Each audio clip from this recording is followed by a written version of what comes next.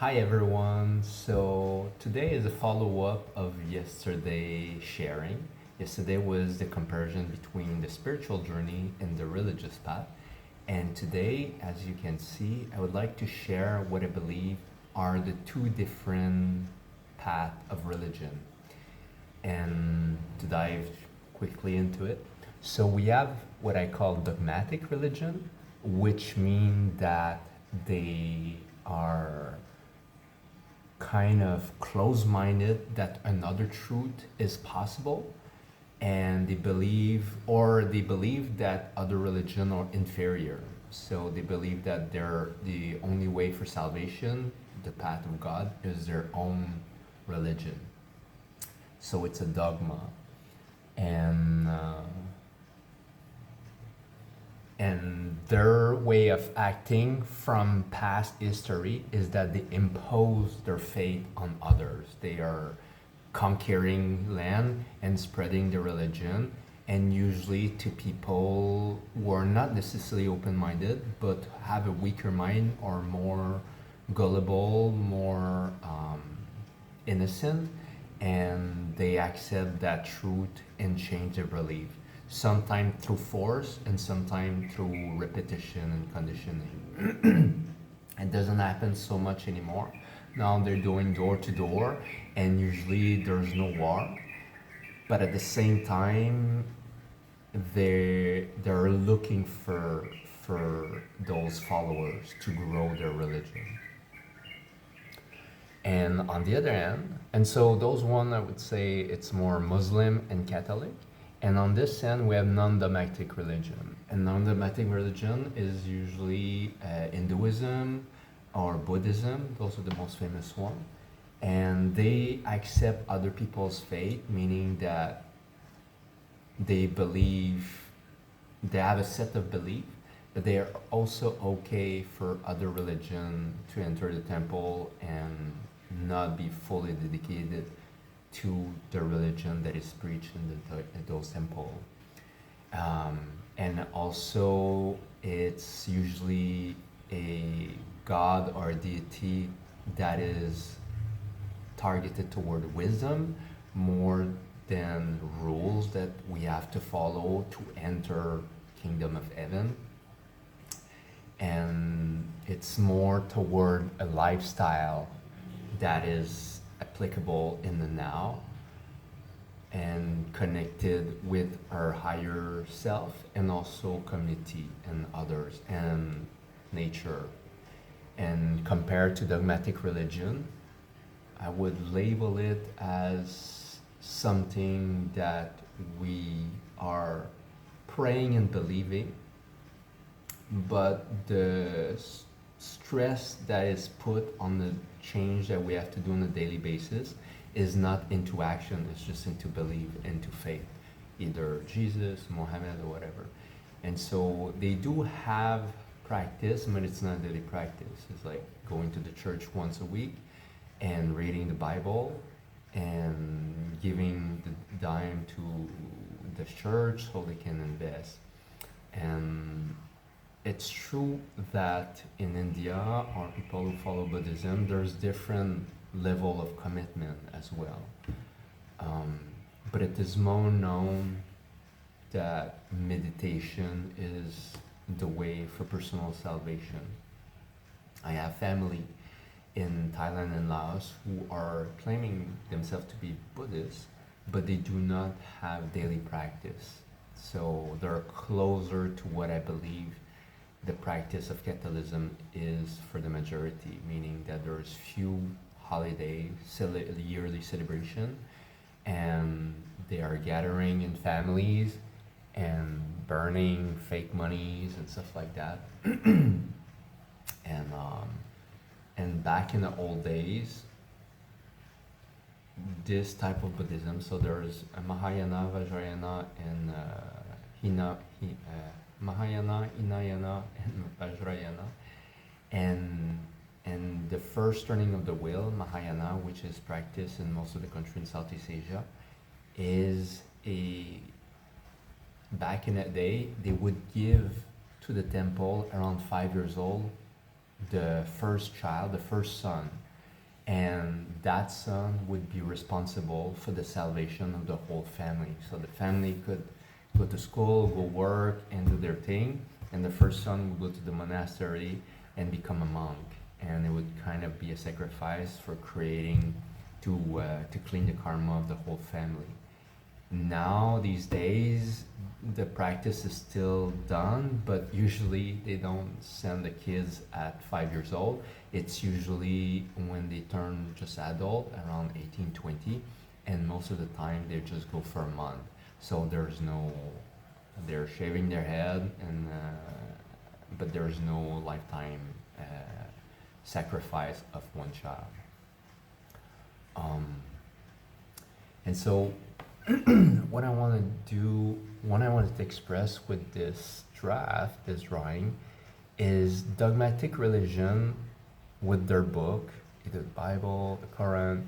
I feel, and that's just, although I read them, I feel that from what I understand, they're saying that the truth and salvation is here, meaning that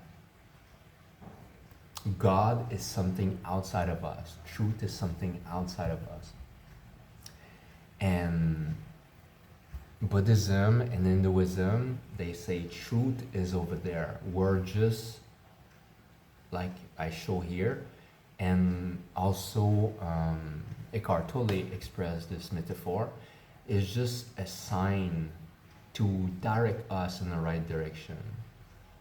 And spirituality, so Buddhism and Hinduism are, in some ways, although they're known as religion, they are much closer, if not is, spirituality on its own, because there's books, there's teaching, but at the same time, the system of purification of the mind, which they're preaching, is done as a daily practice. And it's not just something that we learn, like the Bible, and we have to believe blindly.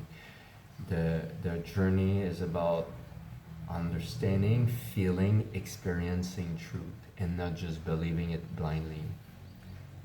I've met dedicated Christian in my life and a few Muslim, and I can guarantee that there's amazing human being in all religion, and so it's easy for me to express a preference and a path that I've explored and that I've grown from, and to judge and put down or diminish the impact it could have or has had from religion that either I do not understand fully, even if I read about them, or I understand I'm making a comparison and it's unfair and there's a bias.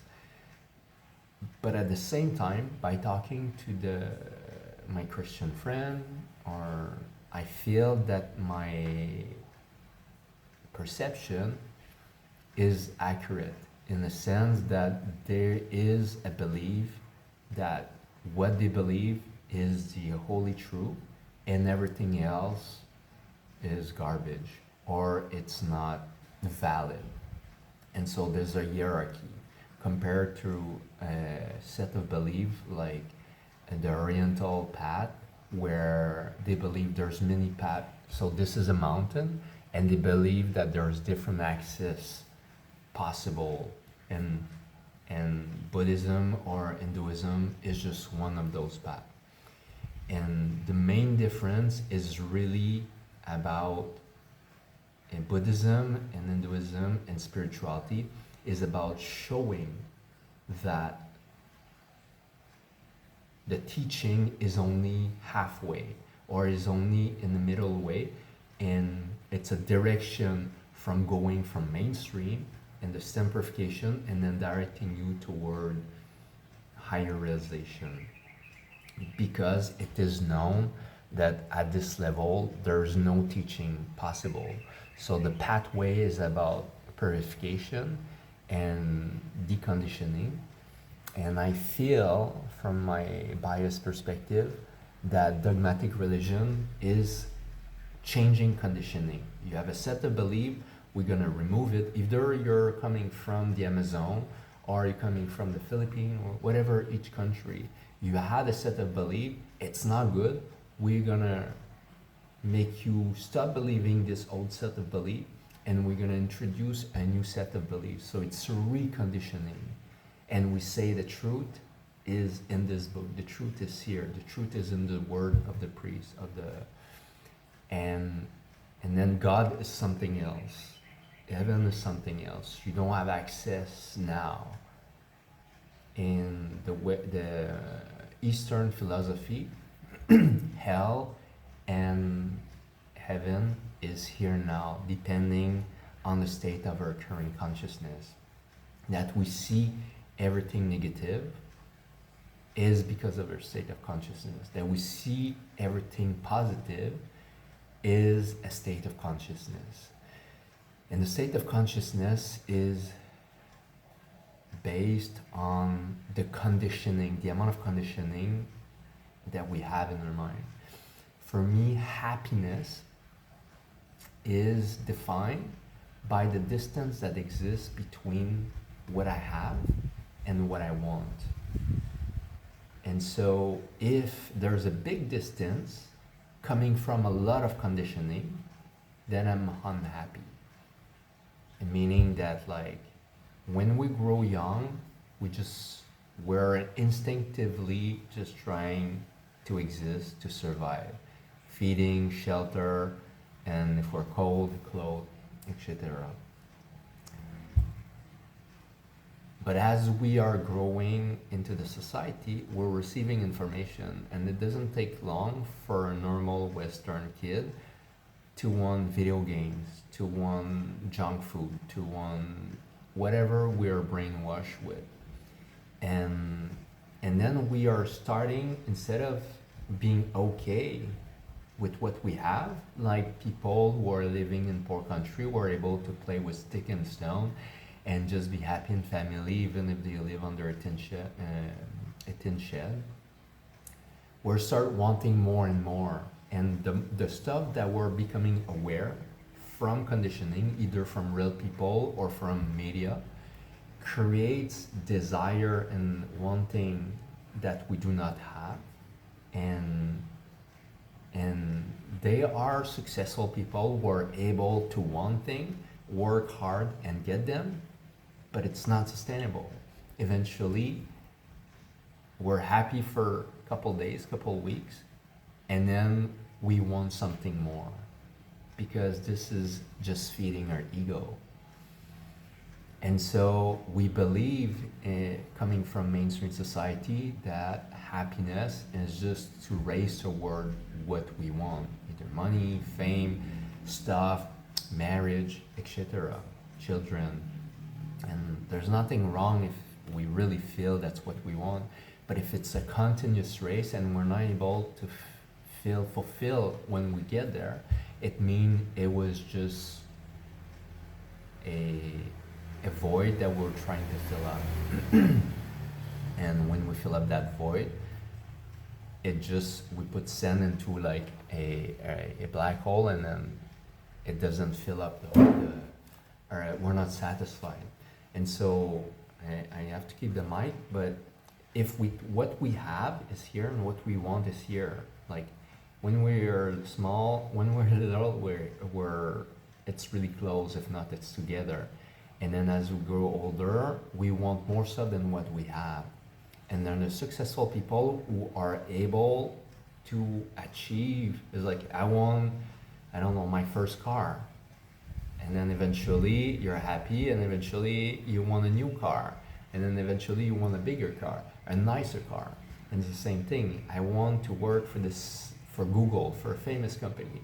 And then eventually I want a promotion. And eventually I want to become the CEO, and eventually start my business.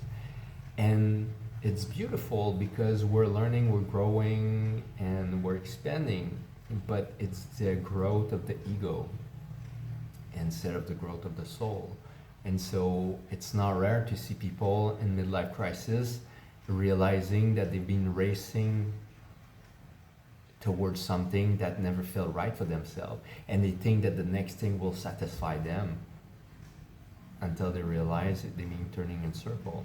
And so what has to happen is that instead of gaining conditioning to grow the space between what I have and what I want, we have to get rid of the conditioning, stop absorbing the conditioning. So if it's social media or television, we stop consuming it, and so there's more space that happen in our mind.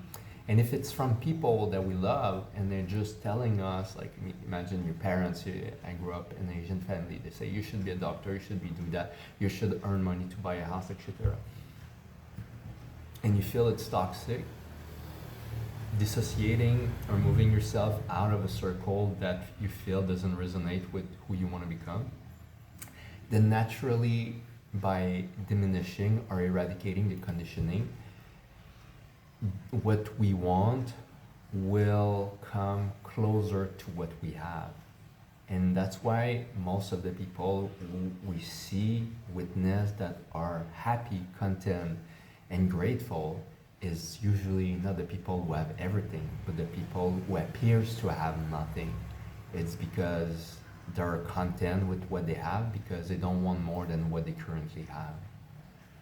And it doesn't stop us from wanting to have a family, to have money, or a house, or a new car. It just means that we have to grow. Like, it means that what we want can change over time. It doesn't mean that we have to stay in the mind of a child and just drinking mother's milk and playing video games should be enough. It can grow. And then so what we want and what we have can grow together over time. But it comes from a feeling. If I have an impulsion, I want a pizza and I can afford it, why not? But if you and there's the same thing biologically, we are evolving. If for some reason I don't have children, but if one day I feel I want some because I met the right person and I feel secure in my finance and in my location, it's okay. But it's not okay to follow what our minds want if we're seeking for peace and happiness, because we're entering a race of the mind. People, media, government are putting information in our mind, and then we're racing toward what we've been brainwashed to race toward. And so the path toward freedom, the path toward truth, the path toward God is to remove everything that we have accumulated so we can live in the present, live in the moment, live in the feeling. Am I hungry? Oh, it's already 12 o'clock. No, then I can wait. There's nothing wrong. And it's 6 p.m. Oh, I'm feeling tired. Why not go to sleep?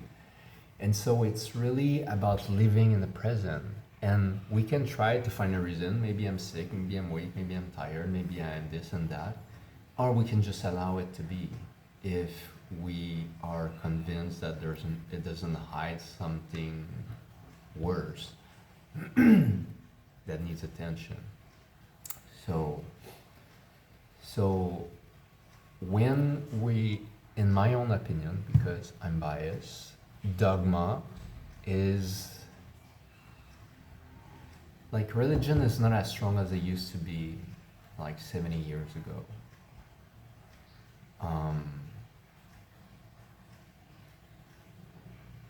And the ick I have about dogmatic religion is that it's an information that is received like mainstream information, the same way as I believe I should finish university, I should be promoted in my job, have kids.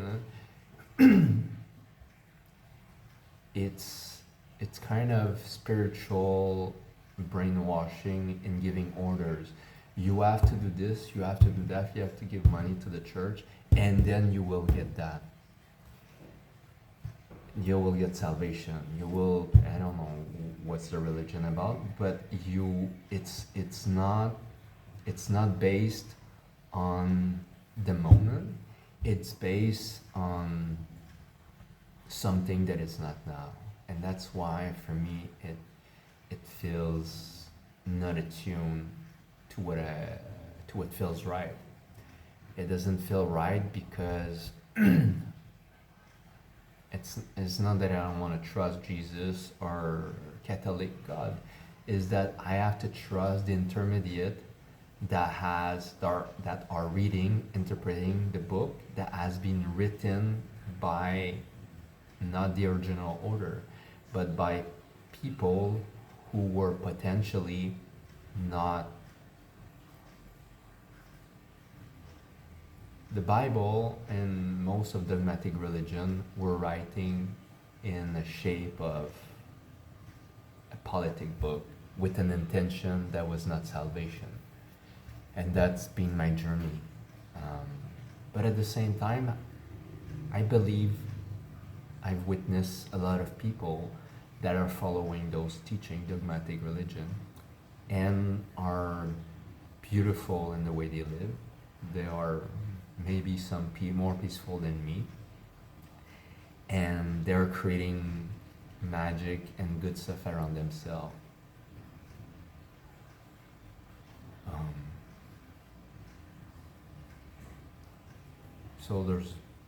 So it's a path.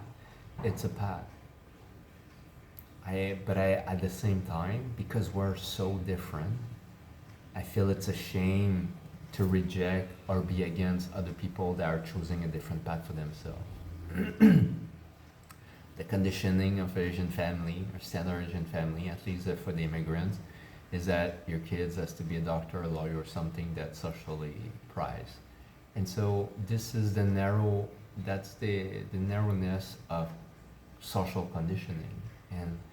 And I didn't know what I would become. And as long as we are growing, we're independent, we're creative, we're not causing harm to others, and we're happy, I feel our path is valid. And yeah, for me, this is a path of truth. What do you think about this? I know people who are maybe toward what I label as dogmatic religion might be against, and but I would like to know what you're thinking, and do you agree with my outlook, or are you totally against? I'm always up for debate and to hear people's perspective. Let me know if you like this video, and if not, I'll see you tomorrow in the next one. Ciao.